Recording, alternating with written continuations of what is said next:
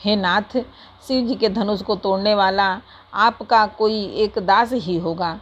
क्या आज्ञा है, मुझसे क्यों नहीं कहते? यह सुनकर क्रोधी मुनि रिसा कर बोले, सेवक वह है जो सेवा का काम करे। सेवा का काम करके, शत्रु का काम करके तो लड़ाई ही करनी चाहिए। हे राम सुनो, जिसने शिव जी के धनुष को तोड़ा है वह सहस्त्र बाहु के समान मेरा शत्रु है। वह इस समाज को छोड़कर अलग हो जाए, नहीं तो सभी राजा मारे जाएंगे।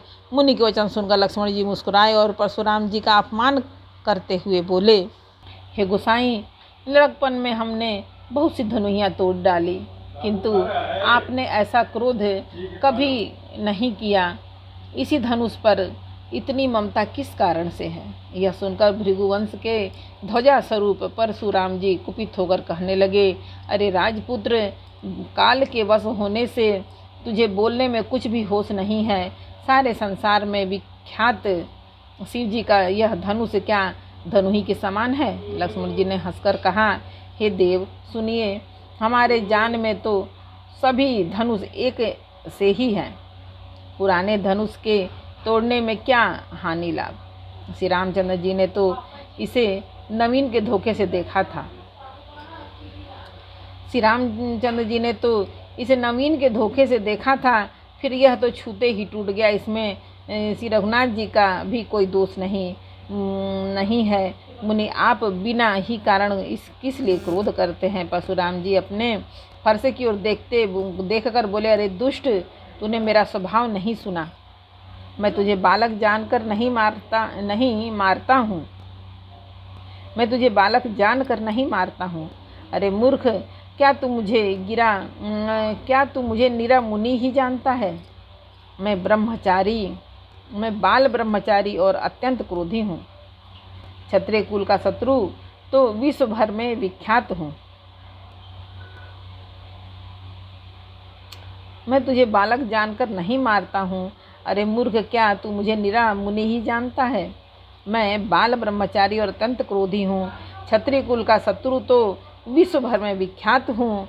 अपनी भुजाओं के बल से मैंने पृथ्वी को राजाओं से रहित कर दिया और बहुत बार उसे ब्राह्मणों को दे डाला।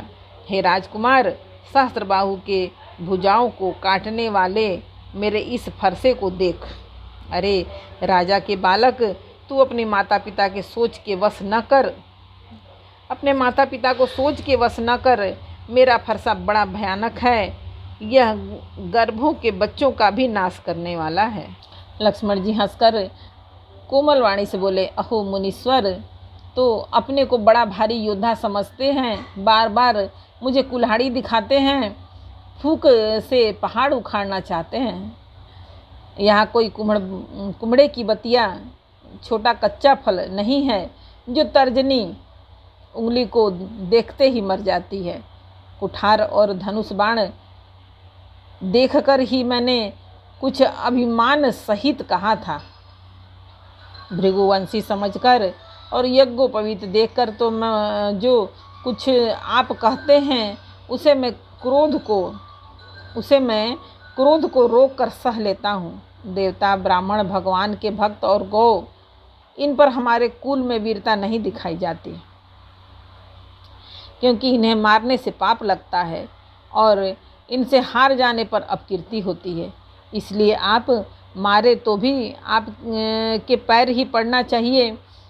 आपका एक एक वचन ही करोड़ों वज्रों के समान है। धनुष बाण और कुठार तो आप व्यर्थ ही धारण करते हैं।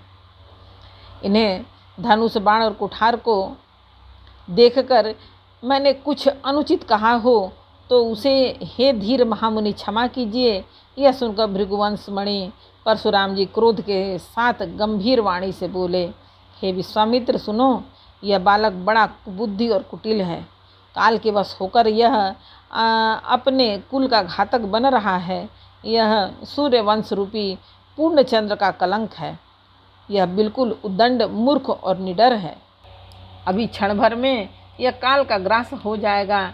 मैं पुकार कर कह देता हूँ, फिर मुझे दोष नहीं है। यदि तुम इसे बचाना चाहते हो तो हमारा प्रताप, बल और क्रोध बतलाकर इसे मना कर दो। लक्ष्मण जी ने कहा, हे मुनि, आपका सुयश आपके रहते हुए दूसरा कौन वर्णन कर सकता है। आपने अपने ही मुख से अपनी करनी अनेकों बार बहुत प्रकार से वर्णन की है। इतने पर भी संतोष न हुआ हो तो फिर कुछ कह डालिए। क्रोध रोककर असहाय दुख मत किए सहिए। आप वीरता का व्रत धारण करने वाले धैर्यवान और क्षोभ रहित हैं। गाली देते शोभा नहीं पाते।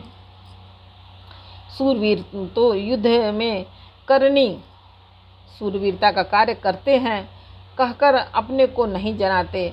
शत्रु को युद्ध में उपस्थित पाकर कायर ही अपने प्रताप की डींगे मारा करते हैं। आप तो मानो काल को हाँक लगाकर बार बार उसे मेरे लिए बुलाते हैं। लक्ष्मण जी के कठोर वचन सुनते ही परशुराम जी ने अपने भयानक परसे को सुधार कर हाथ में ले लिया और बोले, अब लोग मुझे दोष न दें। यह कड़ुआ बोलने वाला बालक मारे जाने के ही योग्य है। इसे बालक देखकर मैंने बहुत बचाया, पर अब यह सचमुच मरने को ही आ गया है। विश्वामित्र जी ने कहा, अपराध क्षमा कीजिए। बालकों के दोष और गुण को साधु लोग नहीं गिनते। परशुराम जी बोले, तीखी धार का कुठार में दया रहित और क्रोधी, और वह यह गुरुद्रोही और अपराधी मेरे सामने उत्तर दे रहा है। इतने पर भी मैं इसे बिना मारे छोड़ रहा हूँ। सो हे विश्वामित्र, केवल तुम्हारे शील और प्रेम से, नहीं तो इसे इस कठोर कुठार से काट कर थोड़े ही परिश्रम से गुस्से से थोड़े ही परिश्रम से गुरु से उद्दीर्ण हो जाता।